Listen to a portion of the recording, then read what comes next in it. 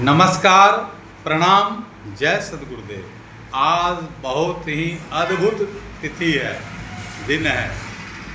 आज अंतर्राष्ट्रीय योग दिवस 21 जून को मनाया जाता है और योग वास्तविक में जो भारतीय जो हमारे महर्षि हुए हैं, हमारे जो आदर्श पुरुष हुए हैं, सब ने योग को प्राथमिकता दी है। भारत योग के द्वारा ही विश्व का गुरु था, है और आगे भी रहेगा। उसी योग के बारे में हम कुछ आपसे अपने जो अनुभव है, जो हमको मिला है, वो मैं साझा करने जा रहा हूँ।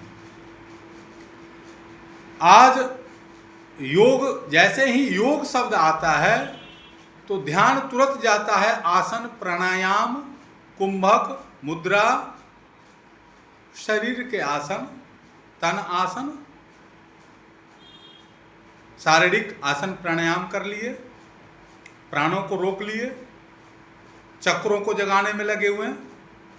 तो ये महर्षि पतंजलि भी अष्टांग योग की चर्चा की है। उन्होंने कहा कि योग के 8 अंग हैं, केवल आसन और प्राणायाम तक योग को सीमित नहीं किया जा सकता। कौन सा योग है वह जो सभी योगों में सिरताज है? तो एक पिपिल मार्ग है, एक कपिल मार्ग है और एक विहंगम मार्ग है।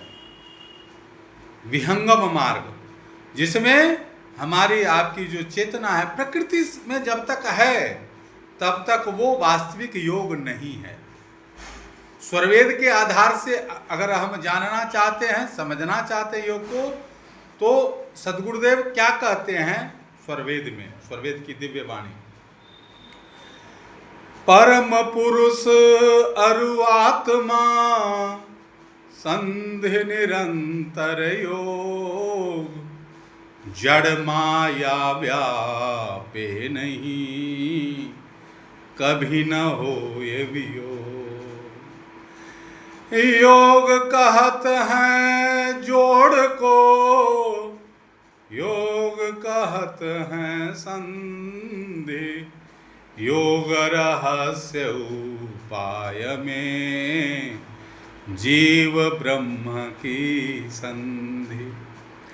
योग योग सब कोई कहा, योग न जाना कोई, अर्धधार उरध चले, योग कहावे सोय।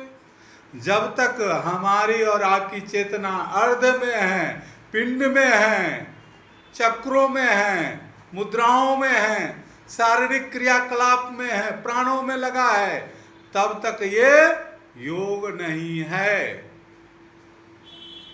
योग तो प्रकृति के आधार छोड़ करके ही, प्रकृति आधार चल ही सब पंथा, मन और प्राण बुद्धि कर संथा। तो प्रकृति से जब तक हम आप असंग नहीं होंगे तब तक योग नहीं। योगा कर सकते हैं, प्राणायाम कर सकते हैं, शारीरिक बल जरूरी है। ये भी एक लेवल है। महर्षि पतंजलि ने कहा यम है, नियम है, आसन, प्राणायाम, प्रत्याहार, धारणा, ध्यान और समाधि। ये 8 अंग हैं योग के, और हम केवल 2 अंगों को लेकर झूल रहे हैं। कोई 4 अंगों को लगा हुआ है। किसी को यम ही पता नहीं है, यम को साधा नहीं, नियम जाना नहीं, और योग अपने आप को बहुत बड़े हम योगी बन जाते हैं। कहते हैं प्रभु कि बाहर बाहर खोजते अंतर की सुधि नाई, बिन सद्गुरु पावो नहीं, भटकी मरो जग माई। सिद्धि विभूति चाहते जग से चाहत मान, अंध योग क्या कर सके यह यम के मेहमान। यम के मेहमान मतलब आवागमन के चक्र में ही फंसे रहेंगे और मन से ही हम शिवोहम, मैं ही ब्रह्म हूं, मैं ही शिव हूं, ऐसा अनुभव करना ये मन का ही रोग है, वहम है, ये योग नहीं है। और भ्रांत वचन तो कहना ही पड़ता है, कहना ही चाहिए। मैं भी उसी आधार पर चल रहा हूं, आप भी चलें।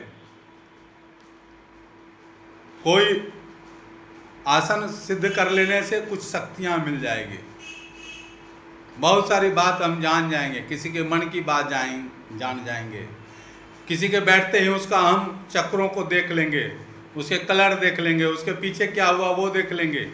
इस सब से आत्मा का कोई लेना देना नहीं, आत्मा का विकास नहीं होगा। आत्मा का विकास तो तभी होगा, आत्मिक बल तो तभी जागृत होगी जब तक कि हम मन को पूरा शांत न कर दें। मन अक्षर से प्रकट हुआ है, जहां मन की जो लय की भूमिका क्या है। हम जितने भी योगी हैं, तपस्वी हैं, उनको पूछिए कि ये मन कहां से उत्पन्न होता है, कहां जाकर ये लय होगा, कोई उत्तर नहीं है उनके पास।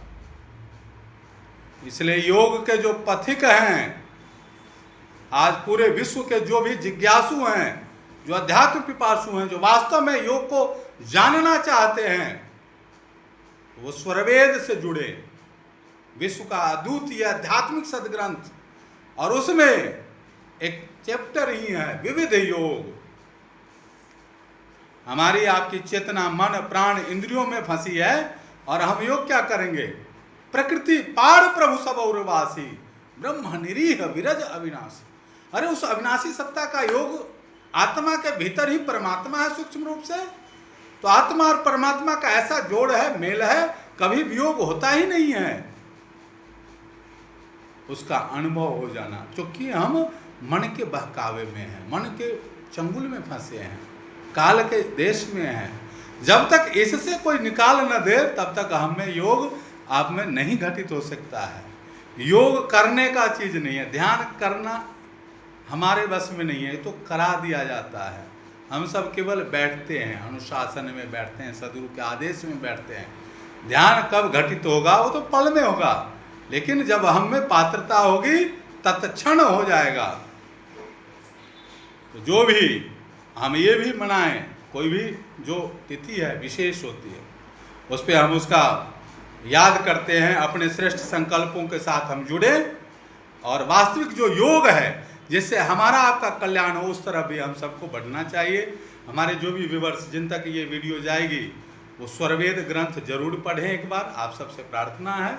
और फिर जो स्वरवेद, जहाँ से स्वरवेद मिलेगा वहीं से स्वरवेद का ज्ञान भी मिलेगा। प्रैक्टिकल कहते ना, थ्योरी और प्रैक्टिकल, अनुभवात्मक अनुभव में आपको जो आएगा समझ में आ जाएगा कि क्या योग क्या है।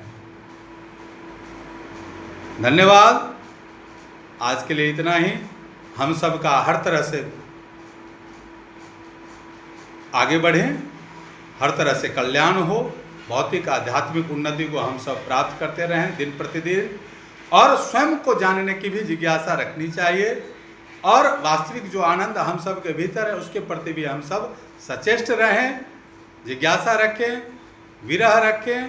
प्रभु से मिलने की जो भीतर अंतः से वो प्रेम उमड़े हम सब के भीतर, यही कामना आज के दिन में करना सही समझता हूँ, उचित है। जय सद्गुरुदेव, जय सद्गुरुदेव।